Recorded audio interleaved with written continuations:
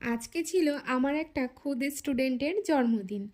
ঘড়ির কাঁটায় তখন বাজে রাত্রি 10টা। বাবা আর আমি সেখানে রেডি হয়ে পৌঁছে গেলাম।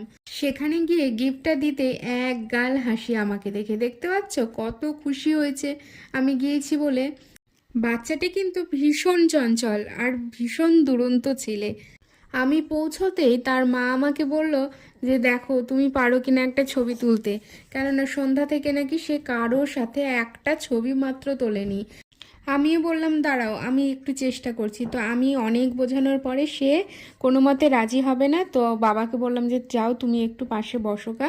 দিয়ে বাবার সঙ্গে কয়েকটা ছবি তুলেছি। সেই ফাঁকেই আমি ওর মাকেও বললাম যে এসো তুমি আর তো দাদার সাথেও তুলে দিই কয়েকটা ছবি। তো সে কটাই এই যে দিয়েছি বেলুন টেলুন দিয়ে কোনো ক্রমে।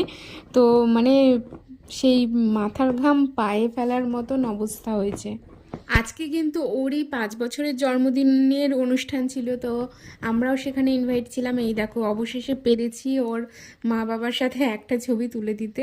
তো যাই হোক আমি এই ড্রেসটা পরেছিলাম। তো এবার নিচে যাব, মানে আন্ডারগ্রাউন্ডে যাব খাবার খেতে, কেননা অনেকটা রাত্রি হয়ে গেছে। আর আন্ডারগ্রাউন্ডে গিয়ে দেখবো মনে হয় খাবার আছে কিনা সেটাও ভাববার বিষয়। তো চলো যাই। তার আগে এই যে সুন্দরীদের সাথে দেখা, মানে ওই সোনাইয়েরই দিদি, এগুলো সব ছোট বড় অনেক সব দিদি। তো এই আন্ডারগ্রাউন্ডে এসেও দেখি হ্যাঁ সত্যিই তাই, এখানে অনেক সদস্যই কমে গেছে।